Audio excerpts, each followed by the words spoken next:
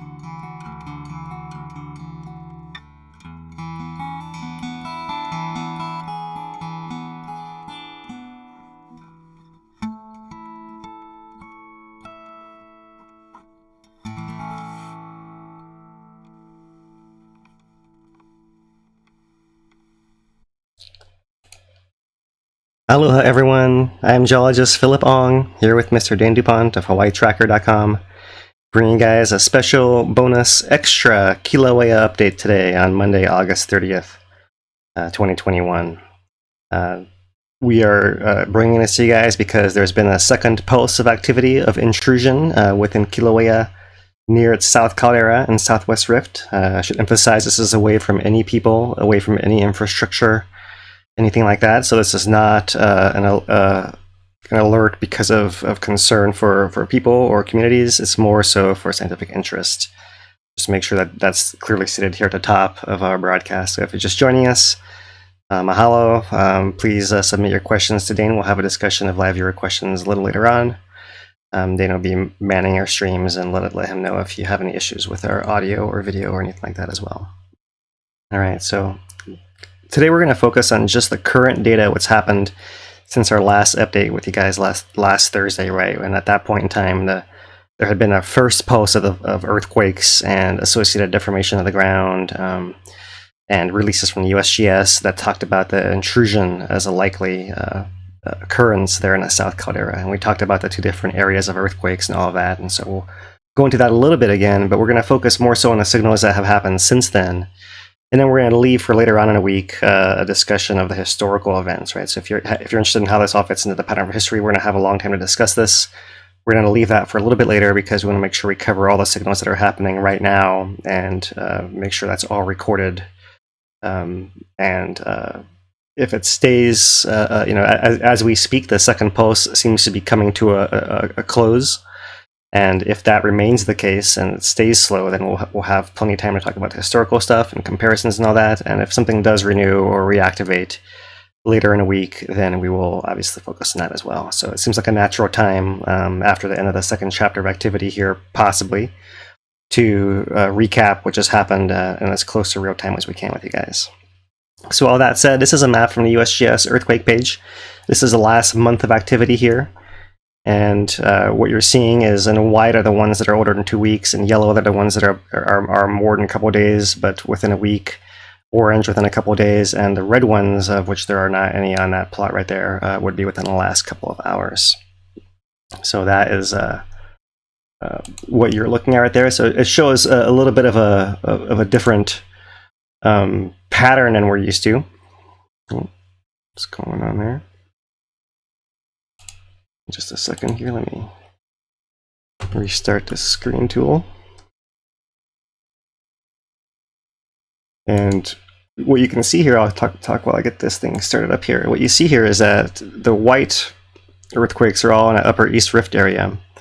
And that is the area that was activated along with a summit. Here it is.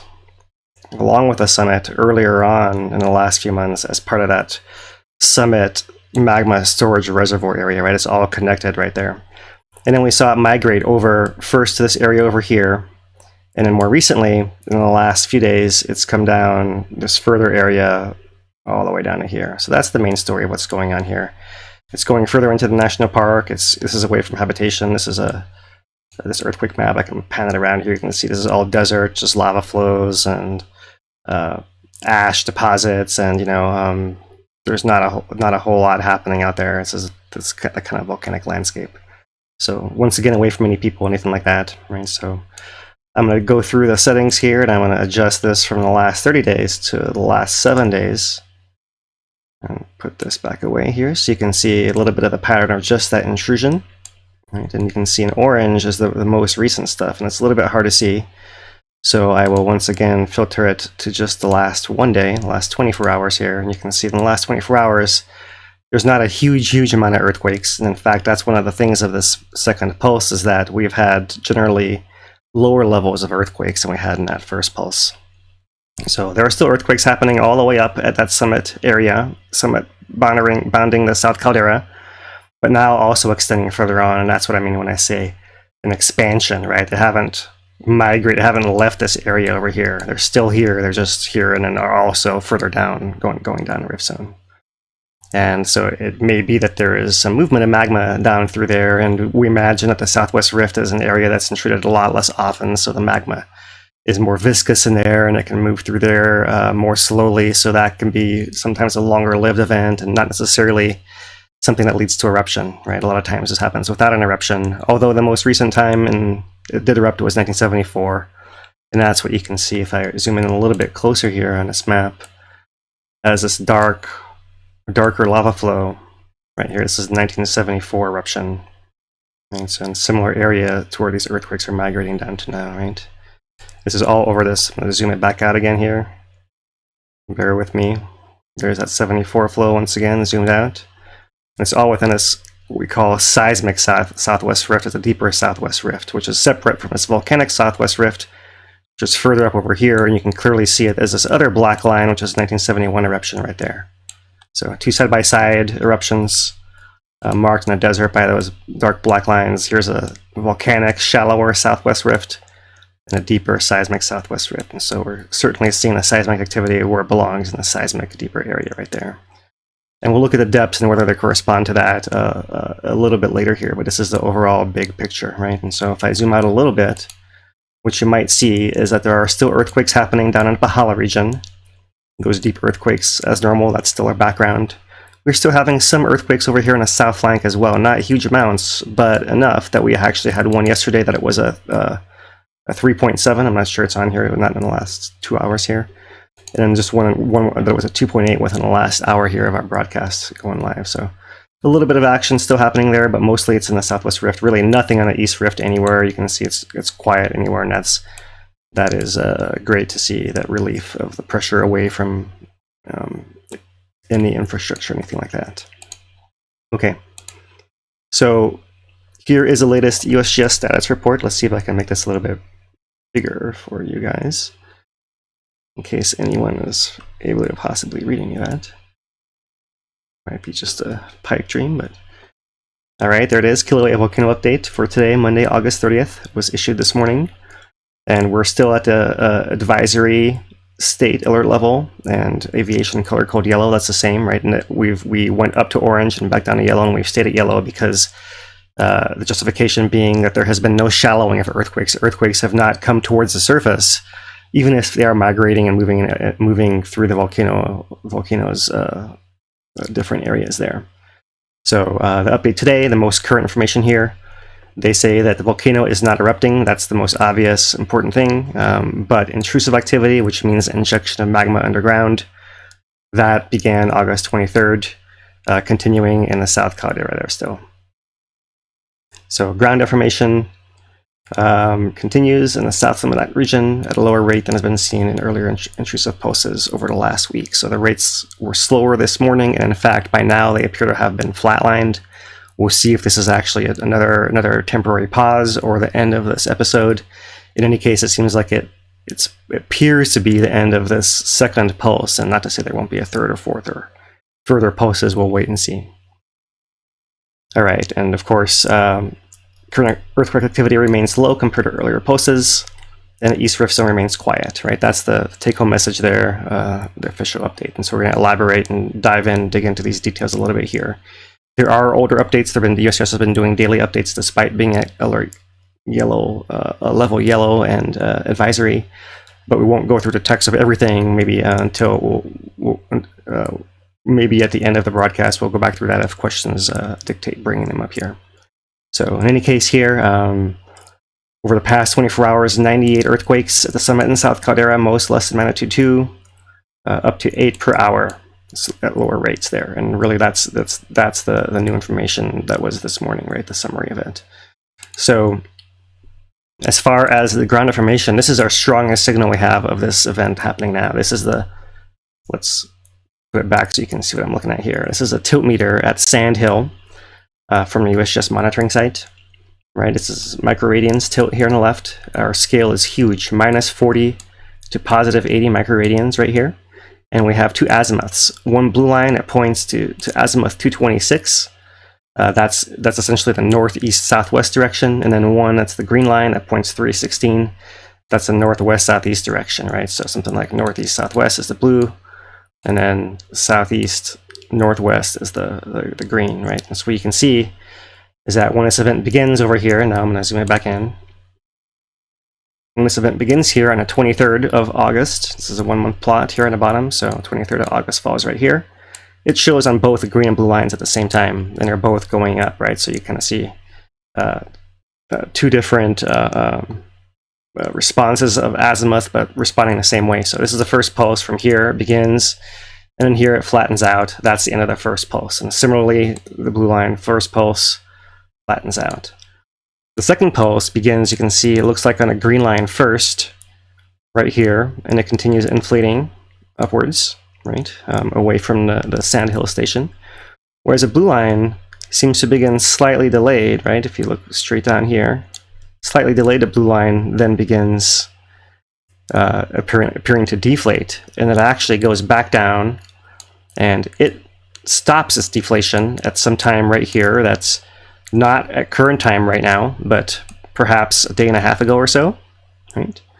And if we scroll up here a little further, you can see that while we do appear, if I zoom it way in, as much as I can get it here, we appear to be flat here for the last several hours. That only began here within the last day. So there's been a delay here and a separation. So during the second pulse, we've had a split in the behavior here of the blue and the green lines, which is interesting, whereas they were together for this first pulse right there, right? That's one interesting thing here. So ground tilt is a hard thing to really conceive of over here. 80 microradians is a lot. That's something we'll look at on a GPS. I'll show you guys later at a station of the outlet right directly over this area has had a vertical uplift of about 4 inches or 10 centimeters, more or less. So that's more or less what we're talking about as far as a ground bulging upwards, 4 inches or so right directly over that area, even though it's happening about a mile or so underground. Okay, so that's the little bit of the summary of the different phases here. And yeah, here's just a past day of earthquakes, and I thought we could look at the most recent one here. It was 1.0 all the way down here near the boundary. You can see that, maybe I'll zoom it in a little more for you guys. These dark lines coming right to the left, these are the extensional cracks that make up the Kiloway fault zone, which we've discussed before, right through there. And you can see that's one fabric of the volcano that exists through here. And there's this other fabric of the southwest rift, which is more like this, that exists back over here. And so it comes together. So it's near this junction of the southwest rift and the Kiloway fault zone is where we're seeing these earthquakes happening. I'm going to zoom it back out again now, so you can get a little bit better view there in relation to the summit. So 1.0 down here, 3 kilometers depth. 3 kilometers is about the top of that seismic southwest rift. So that's interesting to see that number.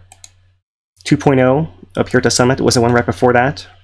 That was about an hour and a half ago, and that one was right about at sea level, 0.1 kilometers, right? So very, very shallow areas adjustments. So you can see happening across the entire range of the activity, even within the last hour and a half there. 2.0, and before that was a 1.6 over this intrusionary center, more or less right in here, south of the South Caldera.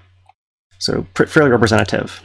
Let's take you guys to the IRIS webpage here, and I'm gonna let it refresh here. And what I have is it's starting back at the beginning of essentially the 23rd is the 24th UTC time here, so it comes in the afternoon of the 23rd, just before these events begin, and I'm focusing it just in this region over here of the southwest rift and excluding anything else going on. I'm also filtering it for the shallow earthquakes to get a more accurate count here. So the reason I like this is because it gives us a whole bunch of information here. First, I will play the animation, and let me zoom it in so you guys can see it as it plays here. Oh, and hopefully it'll stay on the screen and loop there. All right, so there is a beginning, the first pulse centered right there over this southern region of the caldera. Second pulse begins, and now you'll see it starts coming down further over here. And that was it. That's the whole sequence there. And I will zoom it in to, let's pause it over here. Our latest event on here is all the way up to the 30th today. About an hour ago. I know it doesn't like to zoom and pan so much, but I want to force it a little bit more here, because I want to show you guys this automatic histogram, right? So here's our full, this is essentially, it's not giving us a unit, but it's something akin to hourly counts of earthquakes, right? So beginning back on the 23rd here, this is our first pulse, where we came up to, this was about 28 earthquakes per hour, is what we were told from the USGS. It came up, came down, was quiet for maybe 36 hours, a day and a half-ish, somewhere in that range. And then here is a second pulse that began with high earthquakes at the beginning and high ground deformation, but really that tailed off pretty quickly. I'll pull this back over here and show you guys. This was all the way back to 27th at 12 UTC, and this is a 26th, 2000 UTC or so, right? So not a whole lot of time right there, right? Maybe 14 hours or so of that of a second pulse of earthquakes, and then since then it's been, you can see there's been earthquakes ramping up a little bit, but not reaching anywhere near these earlier levels that we saw before. So this is what this low earthquake activity looks like in this hourly plot. We'll show you guys the USGS plots as well, but the USGS plots end up being daily. So all these ends up being one bucket, and that ends up being another bucket, and that ends up being another bucket, and so it's a little bit coarser grain, and I want to make sure we show this here. So just to restate, there's no indications right now of any shallowing earthquakes, as we're just analyzing this for curiosity, no threat to people, and we're looking at the earthquake patterns here over the last few days, which have actually slowed down. Really, our main signal has been on the ground tilt rather than the earthquakes in this more recent phase. Okay, so we're going to move here to the USGS Kīlauea monitoring page. And what I've done here, let's see if I can get this to operate. And we're going to refresh our earthquakes on here as well. And looks like we have the correct earthquake. You probably can't see that, but I can, and that's updated here. So I've got a box around our earthquakes, and we're looking at the last week or so. Yeah, last week is our filter here. And so now I'm going to pull up the earthquake plot, and we're going to do view plot for the last week. Maybe it'll let me zoom it in. Sometimes these live displays don't always cooperate in these web pages, but here I think I got it. All right, so this is time depth. Depth on the left. This is the volcano surface, essentially 1 kilometer above sea level. Sea level is 0, and then below sea level going down, right? So here we have the very shallowest part of the volcano down to 5 kilometers depth. And here in the bottom we have about a week of time. So the first pulse is this big blob right over here. And you can see that essentially there were 2 different clouds, 2 different areas. One that was a little bit shallower right here is a little bit of a gap going right through there. And then a second cloud that was lower. And then we saw this activate again at the beginning of the second pulse right here. Right, there it is. And to a lesser extent, the upper one, right? Remember we talked about how that ground information upper signal was delayed. So you can see here it's not as intense seismically either, right? So a little bit of different pattern there as well. While we still have that real strong pulse here at the beginning, and really since then you can see here's that gap, that day and a half gap, and really since then there was a little bit of a gap and a little bit more activity coming in, and this is more of that activity migrating. As it pulses to migrate down the Southwest Rift and expand, right? Not to say these are only Southwest Rift, but Southwest Rift all the way to the summit during that expansionary phase there. And what's interesting is you can see that these most recent events here, they're looking like they're fairly shallow, right? But we have to see exactly where they project. They're not always necessarily right at the dike, but on the caldera surrounding it as well. But overall, you can see that the range of earthquakes, if we take the bulk of them, let's call it here to down in here, it seems to be lower, right? It seems to, if anything, be going deeper, right? So we're not seeing them come up and shallower. It's not what we're seeing happening. In fact, we're seeing them go deeper, which begs the question of, is there some gravitational effect or something like that? Is there some open pathway that, now that we've broken the plug per se, which has been speculated on for that area of the Southwest Rift connector. If that plug got broken per se and we're injecting magma now, can it just start pushing its way in and essentially flow down in there into that older mush that exists in the Southwest Rift and possibly work its way deeper? And that's fascinating, and of course we're just looking at the depths here, and we'll await eagerly any insight from the USGS on this when it comes. So that's our time depth plot here. I'm not going to dwell too much longer on that, but that's the interesting pattern there as well. Let's move on because there's a little bit more data and we don't have to spend forever tonight. We'll be back with you guys here in a couple of days. Let's update this and show you guys latest 48-hour seismographs here on Kīlauea Summit. So, Wikahuna, a little jerky there, come back here. A little bit of a delay here, and I don't know why it's...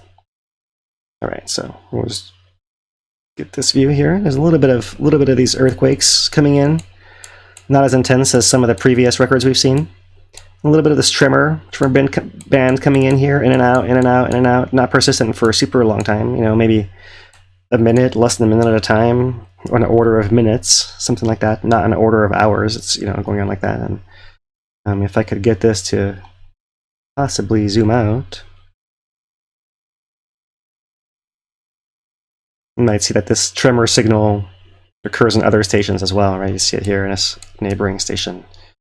Similar pattern. That's the hat station. Rim. Digital rim there. Not everywhere, but it does come up. West rim. Not so much in the Sandhill. The outlet station that's directly above this swarm is now no longer automatically radioing data that gets to the website in some way. That's some way the chain is broken, but that's probably because it's so much ground and deformation. We talked about how the ground raised 4 inches there, and your antenna, imagine, is now totally out of alignment if you're trying to transmit data back remotely. So I would suspect something along those lines is what's going on there. But otherwise, there's no huge amount of anything alarming going on the reliable stations here. All right, let's move on from the tremor. And just to mention, we do see the tremor, but once again, we're seeing everything down at these lower depths and nothing coming towards the surface. And that's what really matters, is if there's any tremor, it's from flowing down, perhaps along, from areas within this reservoir network rather than towards the surface. And that's what really matters. So we're not seeing any tremor of concern is really the ultimate thing that matters to communicate here. So to update you guys on the earthquake rates and depths for the past month, earthquakes per day now, this is the automatic USGS chart I was referring to earlier. And here's our earlier activity in the month when it was elevated for a few days. You can see we're talking about how they were up to over 100 earthquakes per day. Now we've blown past that. We've been over 100 for well over the whole week, every single day. With our largest spike coming on that really came the afternoon of the 23rd is when this began. So the 24th was our peak day, and in that arbitrary 24-hour window there, we had over 350 earthquakes in that one single day, right? And we've since then, you can see, had the beginning of the second pulse right there, and a little bit of maybe this intrusionary migrationary pulse, but really neither of these is as strong as that first pulse that we saw. In the context of the last year here, let's make sure I reload this as well, but I think we're still coming up on the next week here, and our last week that came in, earthquakes per week here, came in at over 1,200 earthquakes for that 1 week, which is really fascinating. Of course, it's an intrusion in a different area than our previous eruption a little bit, right? Our previous eruption had an intrusion to the south also that occurred here. It reached 800 earthquakes per week, right? And before the eruption, we were up around 700 earthquakes per week for both those times. So nowhere in the past year have we got up to this 1,200 mark or even to the 1,000 mark. It was really fascinating how we're doing that here with this intrusion coming into that Southwest Rift area, expanding that area. It was really interesting, more so than the summit, which was what we saw previously there. Okay, so a little bit more on the earthquakes here. We're going to turn to a tweet from @Jeffersonite on Twitter here, and this review of USGS catalog earthquakes, 700 earthquakes, and all they've really done here is nicely illustrate by color the difference between these two clouds, right? So we showed a different version of this on our last live update, where we had all kinds of different colors by date, right? So now we're doing it by depth. So the cross section cutting this way, and you see that these blue earthquakes project. If I scroll this down a little bit, you can see here's depth going down that way. So this is 0 depth, this is -1 depth, -2, -3, right? So the red cloud is between -2 and -3. And the blue cloud sits around -1, right through there. And the red cloud is long and skinny north and south, And a blue cloud is more limited north and south and more spread out east and west kind of thing, right? But still has a fairly decent extent north and south as well that way. And down here at a cross section on the bottom, there's that shallower 1K blues and 2 to 3K reds. You can see that the right side of these reds, maybe I zoom it in more, the right side of the reds are these bigger earthquakes and kind of in this lower zone, so it's not clear if that's some kind of fault that's getting activated there, or this one in fact either necessarily, right? But it seems like there's something different happening on this side, and really it seems like this is the bulk of that intrusionary area at depth, right? So I imagine personally, my personal interpretation, a dike that's on this edge longwise in and out of the page, something like this, and it's stressing the sides this way and possibly pushing some fault, some block that's activating some earthquakes down here as well. And up here it could be a similar thing. This could, this is also very, very spread out, this shallower one here. So this may be something like a shallow crack that's moving back and forth, or it could actually be a shallow crack that's had a pathway of magma into it and is filling up like a sill, as I mentioned before, and I've turned it before.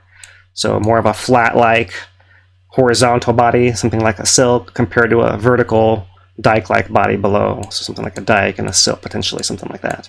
With some aseismic connector in between them, some pathway that maybe the magma found and was able to get in there. And we'll see how this may be the case, and it's just interpretation from these images now, and a little bit of speculation as well, because we haven't heard conclusively, and I'm sure at some point it will be a paper that gets published in the next, who knows how long, sooner than later, hopefully, but it will happen at some point here. So we discussed before that the northeast direction from here, let me go back to my monitoring page here and zoom it in to point out for you guys where the Sandhill Tilt station is once again, in case you guys possibly missed our last broadcast or what have you. So right here, this little red bar, that's the Sandhill Tilt meter right there. Right? So you can see that's uniquely positioned, and if it has an azimuth to the northeast and it went to the southeast, it actually, in fact, can detect this shallower 1K depth area on its northeast azimuth, and it might detect this deeper 2 to 3K signal from its southeast azimuth right there. Just because it happens to be right there, 90 degrees facing, right at the center of this arc. Okay, so right there, once again, the station is right there. So you can see how northeast and southeast, right?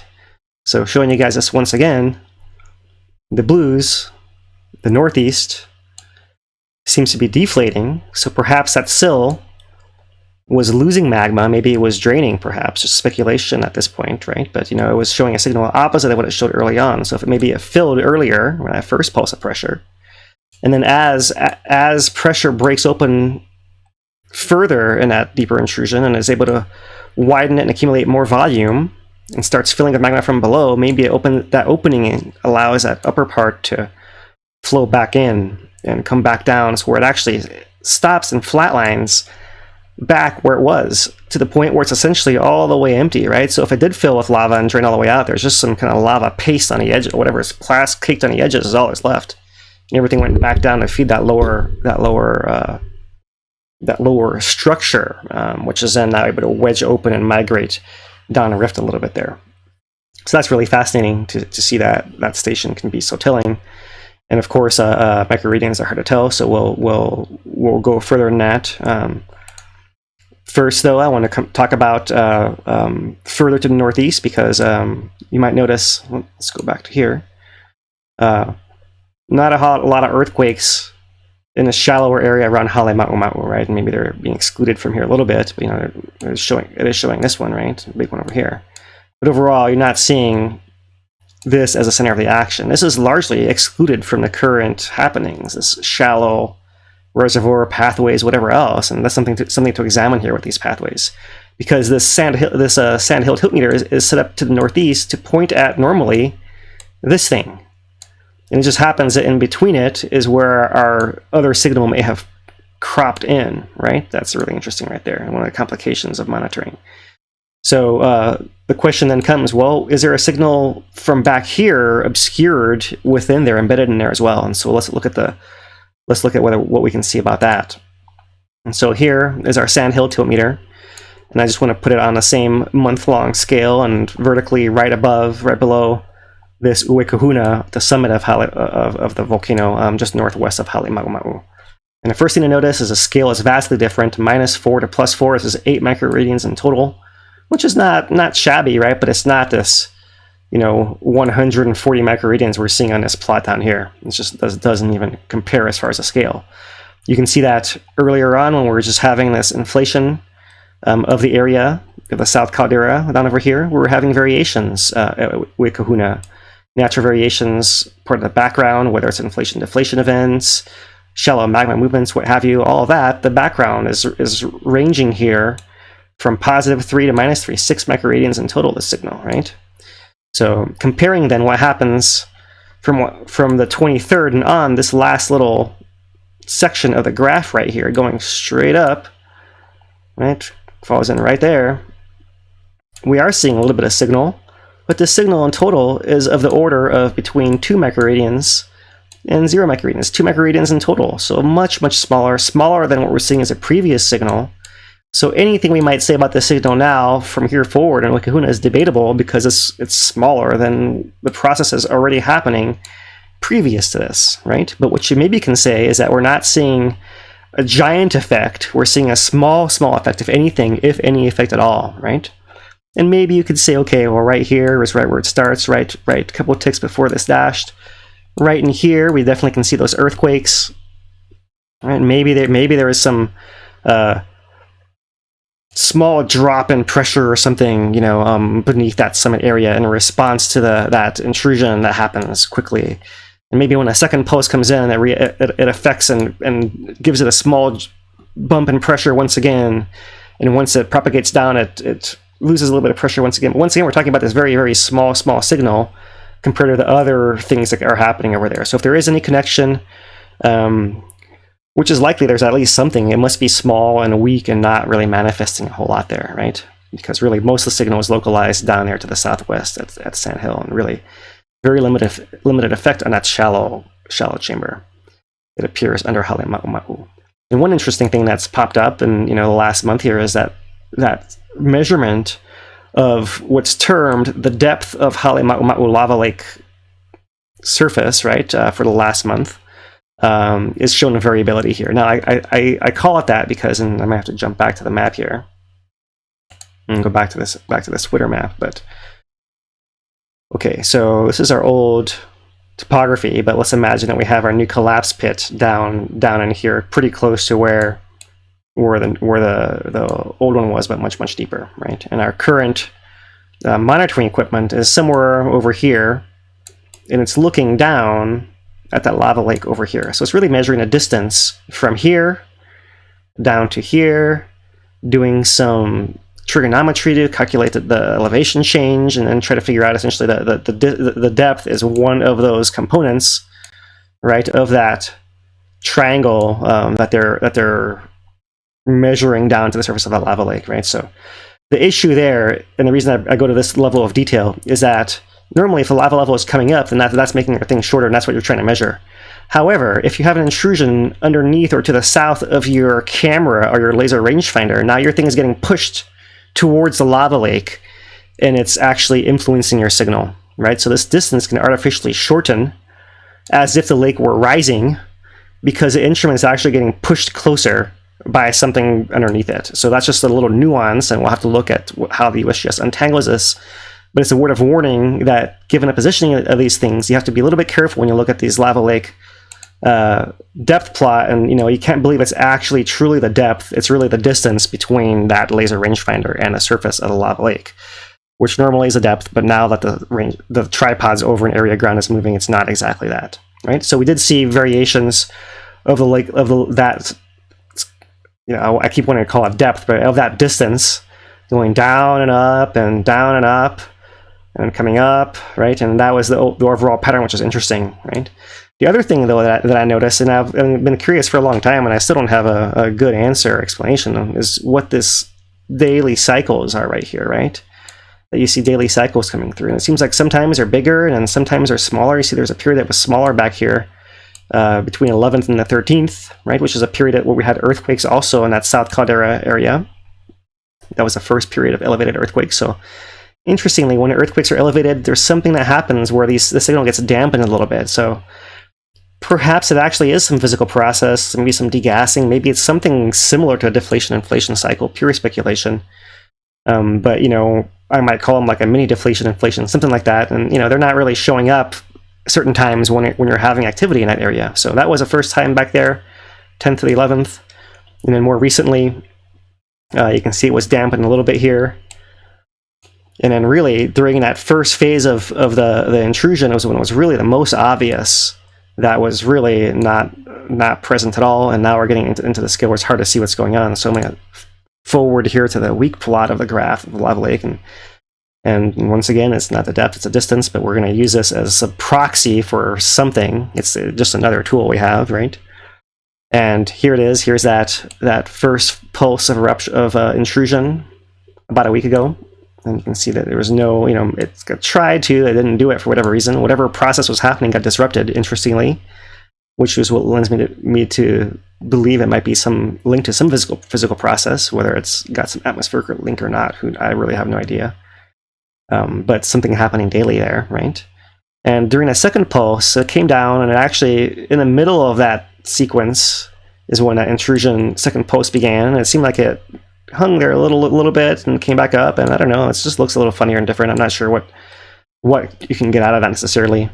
And then interestingly here, I have no idea what this means either, but look, the pattern has changed now, right? Now instead of having more of this pattern like that, now it's got one deep peak and then a shallow peak and a deep peak and a shallow peak, right? Instead of deep and deep, the shape has changed. I'm not sure what that means, but I'm sure that there's some explanation, and it's fascinating to hear what the USGS comes up with to give us insight on this someday in the future, right? But this is the unofficial preliminary observations here that we can pull, and this is why I want to make sure we get all this stuff on video record, so we can have some, you know, record of this, because it's not always easy to retrieve all these plots. Gas data is still low. We have a new measurement here from the 26th, apparently. It shows right above 45, between 45 and 50, maybe 46 tons per day. I don't know if that's that accurate. There's probably some error bars on there, but we'll call it 45-ish tons per day. Still low within a range, the background range, and really nothing alarming. Doesn't seem like any connection apparent from the gas either, at least coming out of that shallow pathway, right? And this is the measured manual measurements here. And we, of course, have ambient measurements as well. Ambient measurements are shown here, and not any real change as well with, you know, natural variations from the wind and all that. But we don't see any giant spike going up to, you know, 1 ppm or great, whatever it might be. Everything's fairly background here. So no gas indication of anything connection shallow either. So really the question still comes up is if this is fed from the South Caldera, and we'll go into that a little bit when we talk about the historical patterns later in the week here, because there is some research that can shed some insight into that as well. But we're going to rejoin the USGS deformation here and revisit this most recent tilt. Maybe a little bit of change here, but our scale is so tiny within 1 arcadian, it's just wiggling around within the background at that point in time. I wanted to get here so we could talk about the GPS at the summit as well, right? So this is our summit distance, Uekahuna to crater rim, clean length, right? And so it's interesting that when we saw back in 2020, when this thing dropped, it really was a contraction of the two sides of the caldera coming together because the middle of it popped, essentially, right? But we are seeing a signal now, and we'll focus first on what we're seeing here at the very far end. Right, we're seeing a shortening of the distance between Uekahuna and crater rim. Now, let me scroll all the way back up here and show you guys a map.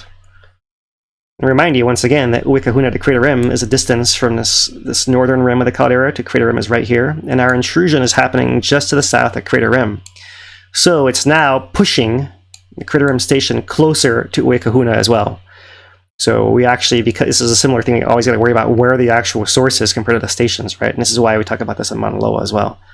But if the source happens to migrate from in between these stations to outside the stations, then it can squeeze one faster than the other. And so we really got to go into the detail of each station individually to unwrap this a little bit more. And that's where you'll see that detail.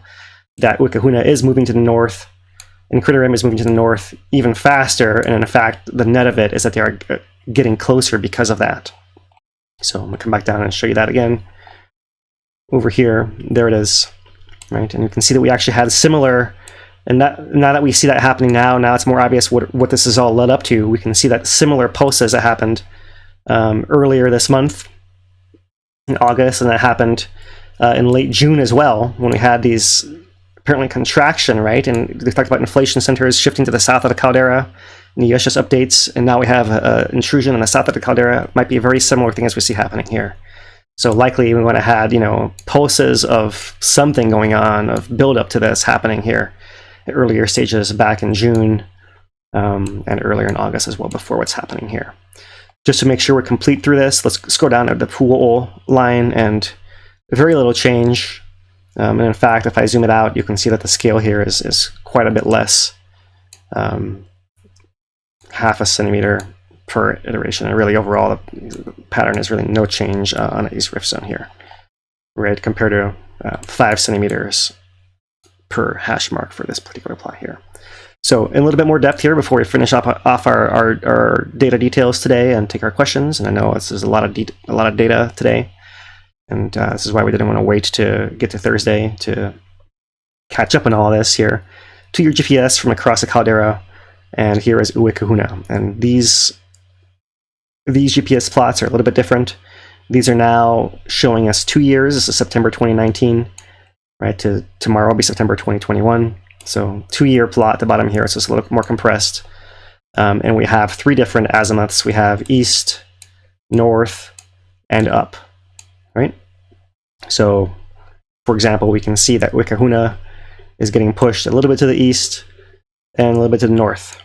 Right? And it's also still maintaining its upward rise without a whole lot of change, really, right there, right? That's Wikahuna.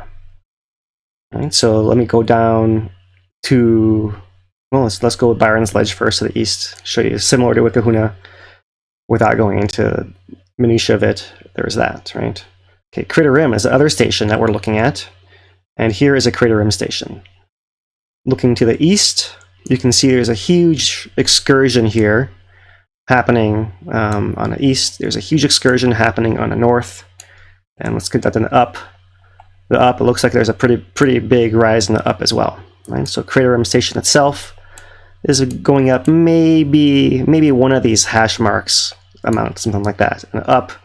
And in this case, that's about, looks like 5 centimeters or so, something like that, right? Between 15.15 meters and 0.1 meters, that's 5 centimeters or so right there. And likewise, if you look at the east here, this now we're looking at, this is 2 centimeters, and maybe we're going up, you know, maybe 3 centimeters, something like that to the east. And so, you know, that's a scale change, it's centimeters rather than millimeters or anything like that, right? That's Crater Rim.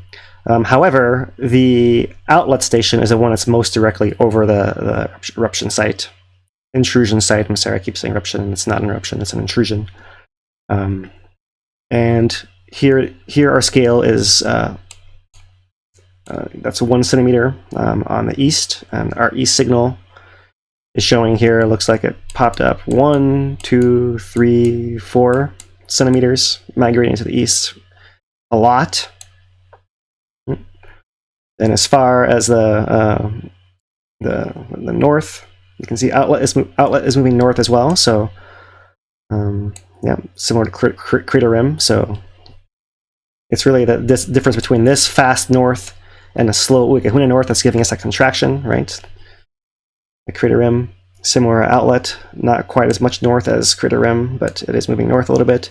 And here's that up signal, right? So if we go from more or less in here, we're looking like 1, 2 different hash marks, and our up at outlet here, 5 centimeters hash marks. So we're really going, maybe I can get it all in the same view here, right? Okay, right around there, from, call it 12 centimeters up to 22 centimeters or so. So 10 centimeters, more or less, very roughly, an elevation straight up gained at that outlet station. That's 4 inches or so. That's where that number is coming from, is from this plot right here. All right, that's the center of the action. For completeness, here's the East Rift, here's Mauna Ulu. You can see Mauna Ulu, not a whole lot of movement there. Karanui Ohamo, nothing dramatic. You can see a lot of these little variations, but there's no real rise, like we saw. Right, we're looking for this kind of thing. You see here, right? Maybe you guys can see that, this kind of thing like that. Right? So we're not seeing that anywhere else. Nothing by Pu'o'o, like Momoa. I mean, if anything, all this eastward pushing might be getting relieved, right? Where we're having some relief, and it's possible that when you look at places that are showing drops, it's possible you might have some of that reservoir from the Upper East Rift area aiding the pressure for this intrusion. That also to be determined. Haven't heard anything official from USGS on that either. But you can kind of see here, for example, a little bit of a slackening, right, of this push to the east on a lot of these stations over here on the East Rift. So perhaps that's the best indication we have of that. And we'll wait to see if there's any kind of quote-unquote backflow, as was suggested for the beginning of the 2020 eruption of the East Rift into the summit region. All right, so that's I think enough on the GPS there. Just want to review a couple of things of the USGS updates, right? In this most recent USGS update, at the bottom they do have now links. This is great. I think this is a great thing they're doing here. Update from the day before, 29th, 28th, 27th. The volcano watch on the 26th, 26th, 25th, 24th, 24th.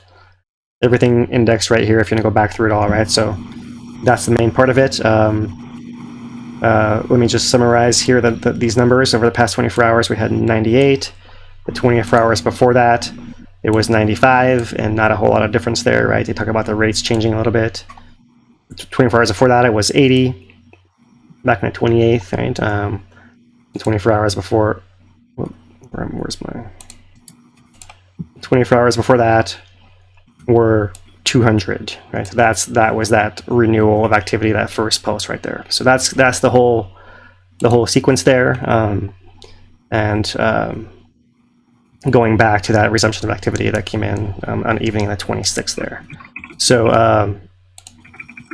Here is the USGS earthquakes for the past week map. I just want to make sure we show that and have that on the screen as well. We've been looking at that for many months now, so really quite a drastic change.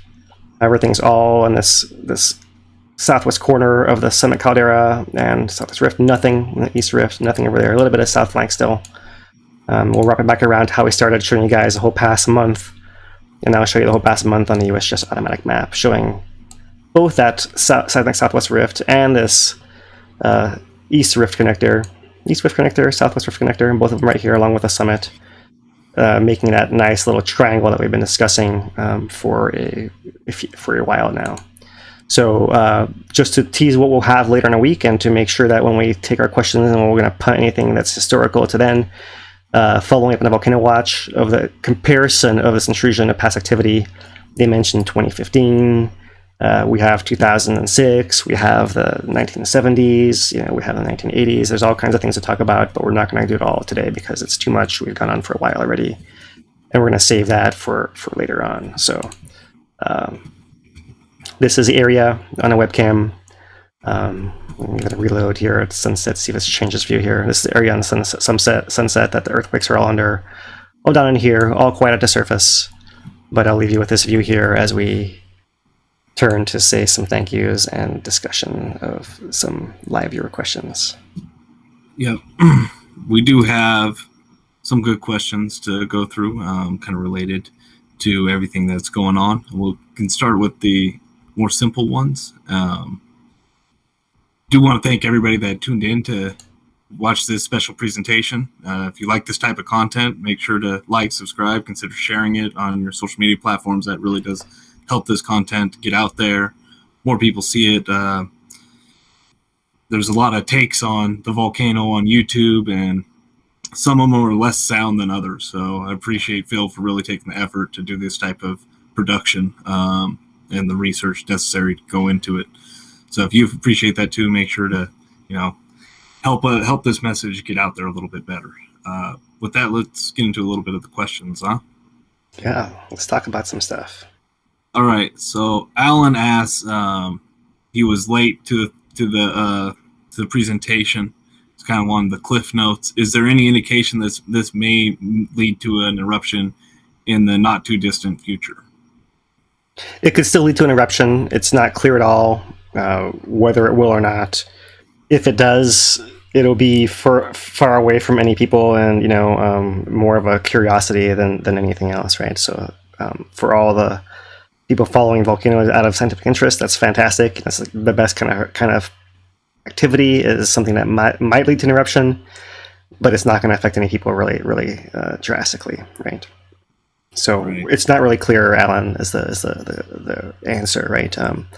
We've seen 2 pulses now already, and it's clear that the pressure can build while it's paused, quote unquote, from between these pulses.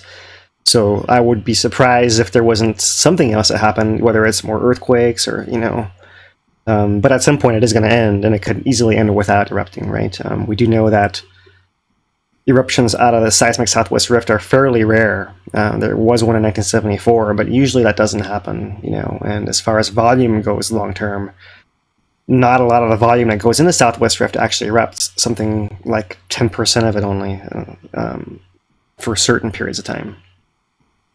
So we can hope, because it would be cool, but there's no obvious indication right now. Right. It could still happen.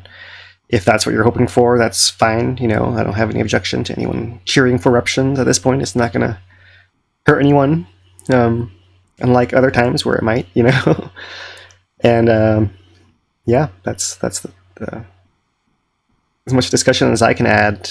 Your thoughts, Dane?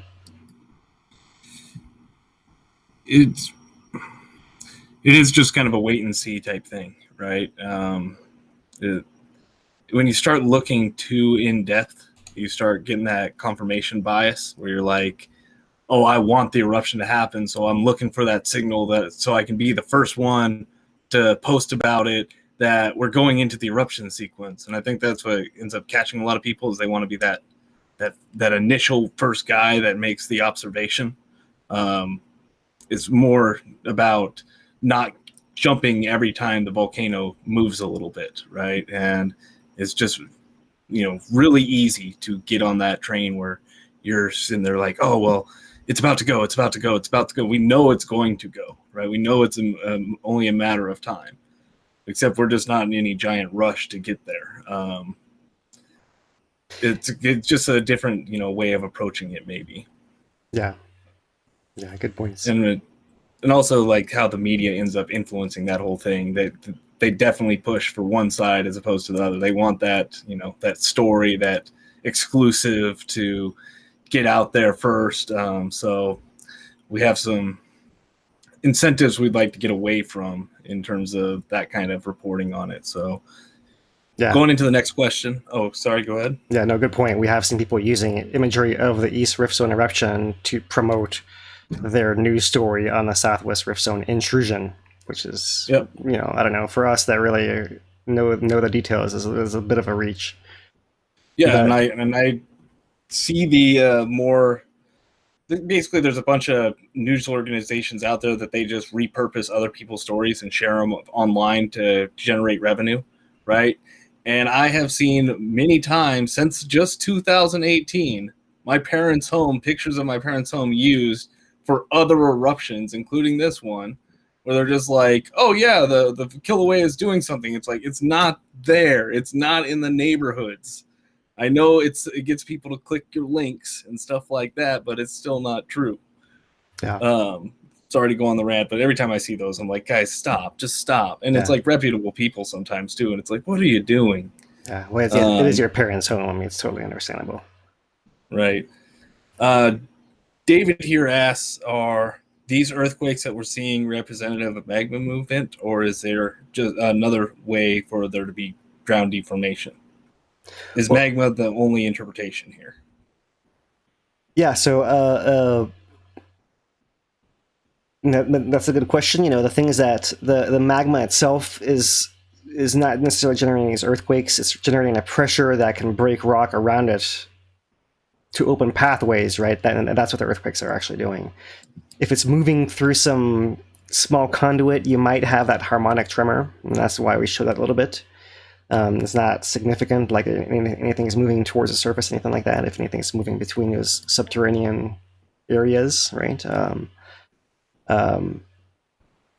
But once the rocks are broken by the magma in that first pulse, that first wave of deformation, then it may be able to flow freely without further earthquakes through that area until it hits the next area that's blocked. And then you might see like a gap in earthquakes and then more earthquakes further down the rift zone, wherever it encounters that next block. So that's a really interesting thing there is the earthquakes are showing the initial burst of magma opening new pathways, and then they're not showing it now. And what's showing that more so is the ground deformation, the tilt meter, which even as the earthquakes are down, a ground tilt is still showing that was until just recently, a few hours ago, showing that rapid rise in deformation. Yeah. So the deformation is really what's giving it away, and the earthquakes we're showing that initial phase in the groundbreaking only. Good thing to differentiate, David. Thank you. Right.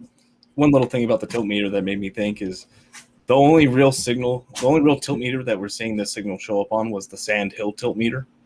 And if anybody was really paying attention in 2018, that was one of the tilt meters, or one of a few tilt meters that we could not use. Why is sorry, doggo wants his walk.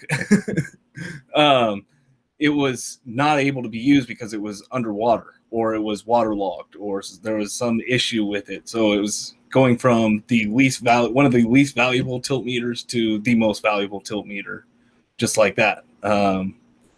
Next question we go into is from CK. Oh, sorry, go ahead. There was a summer camp one too. Yeah, I may be getting those mixed up. I thought there was something with a summer camp one too as well, but maybe they're both of them. The whole summit was having issues during that whole collapse of it. For sure. It wasn't a very high priority to go out there and fix the second or third dairy tilt meters in that eruption, especially with everything going on. So one of the questions here is about general. Ed asks about how accurate are the seismic readings when it comes to location and depth? Is there some standard margin of error? Yeah, that's a good question. I don't have an absolute exact number. There is some kind of standard margin of error. It's hard to know what the range actually is here. It seems like when there are studies done of earthquake relocations, they end up being relocated in the order of tens to hundreds of meters or so, something like that, depending on exactly where and how deep and how far, and the network coverage of where the earthquake happens to be. If you're in the middle, imagine all the different earthquake, all the different seismometers deployed across the island, the web of them, that constellation of them. If there is something that happens within them where they can all focus in on it, then you have a much more accurate automatic record. But if it's outside of that cloud, like offshore, for example, then it's much more likely that's going to have a larger error because it's outside the cloud and we're all focusing in the same direction far away, if that makes sense. So a little bit of where the earthquake is determines that as well. And obviously, not the stations aren't all equal distant from each other. And so there's a little bit of, it's not exactly equal everywhere. And that's why it's hard to give a definite answer, right? But when you actually go in and they try to analyze these earthquakes as populations and relocate them as big populations, they're coming up with tens to hundreds of meters of adjusting them back to where they think they belong, if that makes sense. Yeah, that's the best answer I can give you, Ed. And thanks for that. We have a $20 super chat from Langer1234 who says, thanks for doing these. Appreciate you guys. I appreciate the support. Mahalo. Next question. All right. So question is when this user follows the earthquake patterns, they do not see much activity recently in the East Rift Zone. Last report I read from USGS stated that the area was fed with magma, but did not say the volume level of the magma going into that area. So kind of what's your thoughts on the East Rift Zone and what's going on there? Well, the East Rift Zone seems to have some block at Pu'u'o again. That's the main important thing. And the pathway between that area and the summit seems to have been eroded over the 35-year eruption of Pu'u'o, such that it's so open and connected that whenever the summit reservoir inflates, the Upper East Rift / East Rift connector inflates at the same time as if it was a part of it, like an arm of it. It's like connected. It's just like an extension of it. It's all together. It's like an animal balloon that has a round part and a long skinny part, all as one part of one balloon. So when one swells, the other one swells also. And that's why when we see earthquakes in the last month, they were focused on the summit and Upper East Rift Zone as a whole unit. And then now, as they both quieted, they quieted as a unit as activity moved to the southwest of the caldera. Yeah, so that's an interesting thing as well. Yeah, so volume level doesn't say, but the whole thing was obviously stressed to the point where something was going to happen. We've been talking about this for a few months already now, about the elevated earthquakes on the Upper East Rift, filling of the Upper East Rift and the summit reservoir. And then just recently, a week ago, is when it finally gave, and it gave, in this case, to the south of the caldera. All right. So I have one question for you. Gonna throw this one out there. So when you look at like the top down, looking at the Southwest Rift, the traditional Southwest Rift, and the East Rift Zone, they're very different looking, right? The East Rift Zone has the giant curve that with the East Rift connector and all of that, where the Southwest Rift is a little more, conventional maybe. But the seismic Southwest Rift, it looks more like a mirror of the East Rift Zone. So is there some transition happening at all in terms of the Southwest Rift Zone trying to migrate, or is this some other phenomenon entirely? I don't have an answer based on anything published in the research for you. I haven't seen anything written about that says we think this or that, right? But I can tell you what I personally think, and that's that. So what is stated quite often is that seismic Southwest Rift is connected or fed by the deeper South Caldera Reservoir from that 3 to 5 kilometer depth, and the shallower volcanic Southwest Rift Zone is fed from the upper Halema chamber at 1 kilometer depth, right? So it's two different layers, and they're scissored offset from each other. Why might that happen? You mentioned the seismic Southwest Rift. It does show that similar mirror, right? Which kind of mirror here. So if the East Rift comes down and then bends over, the Southwest Rift seismically also does that. When it gets to the Kauai, it also bends over, and the Kauai is kind of that leg of the triangle right there, right? So that's the true rift zone. The true Southwest Rift Zone is that seismic Southwest Rift.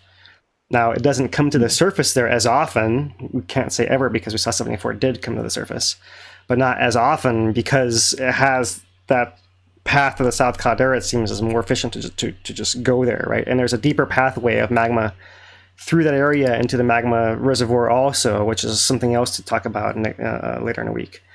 But to cut to the chase, the shallow structure of the volcanic Southwest Rift is affected by Mauna Loa to its northwest. Mauna Loa is right there.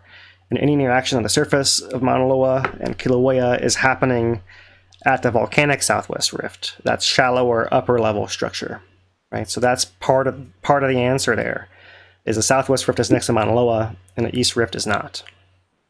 So the Southwest Rift has an interaction with Mauna Loa that the East Rift does not, and the combination of that and its whole migration thing seems to have led to this separation of the seismic Southwest Rift, the deeper Southwest Rift, from the shallower structure of it as well, right? That's now the Mauna Loa boundary, and the famous Great Crack that can be seen from the space shuttle and all that. That's that whole shallower area, right, where eruptions maybe are more drained from that shallow Halema summit reservoir down the crack system and pop out like by gravity, right? Not too unlike what we saw in 2018 Lower East Rift, as far as it draining down and then being able to pop out by gravity in that sense. Maybe it used deeper pathways down the East Rift Zone, right? Or maybe it used multiple pathways, deeper ones and shallower ones. in any case, it did a similar thing when the Southwest Rift, those shallower cracks allowed it to happen, and the deeper cracks don't exist down there for some reason, right? That's the nature of the boundary between the volcanoes. Long rambling answer for you there. Sorry. No, I just remember the first time I saw the top down of the rift zones where they're suspected on breaking off, and the seismic Southwest Rift just caught me. I'm like, wow, it's the mirror of the East Rift Zone. Right. It's more complicated than that, and maybe that is the difference. Just right there, it's just Mauna Loa. You got a big old volcano buttressed against Kilauea, so it's adds additional complexities. Just that's it.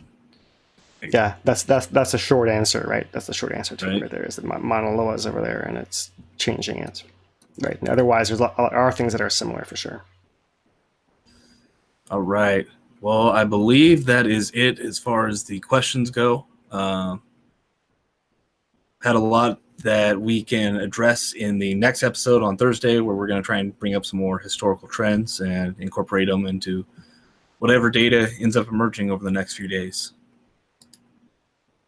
Yeah, Thursday we'll be back with you guys, and if there's more data in the next few days, we'll cover that. And if there is not, then we will look at some of the historical patterns of perhaps 74 eruption, perhaps the other intrusions that have happened, right? We've already mentioned, besides the 74 eruption, 71 eruption is that one we can use for comparison.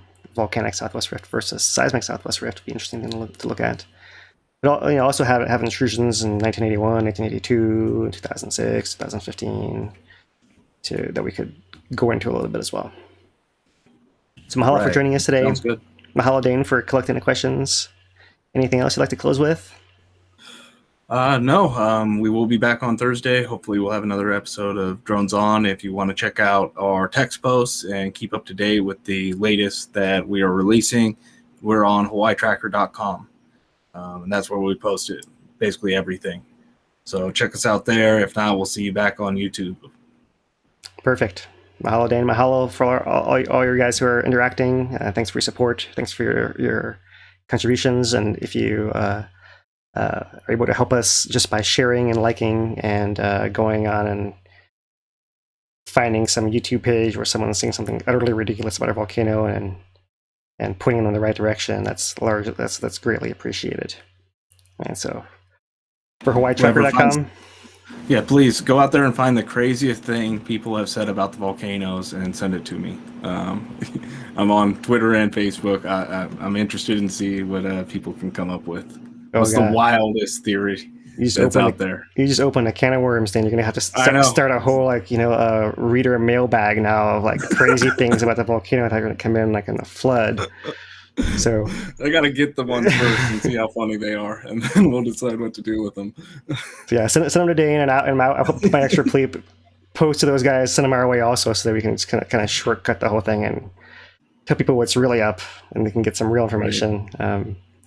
And of course, the source of everything ultimately is USGS, HVO. Mahalo to USGS for providing all information. We're not representing them in any way, so just trying to share what we see here as citizen science style, so we can talk about a volcano and be prepared for when it does affect people. And that's our ultimate MO here, is prepare our community to be more resilient for any future activity of this volcano, and educate ourselves as a community, locally and globally, so that we can all work together, right, for the most benefit come time of crisis. That's what drives a lot of us that lived through 2018. We mentioned your parents' house already, so that's a big part of it too. Yeah. So, all right, guys, for hawaiitracker.com.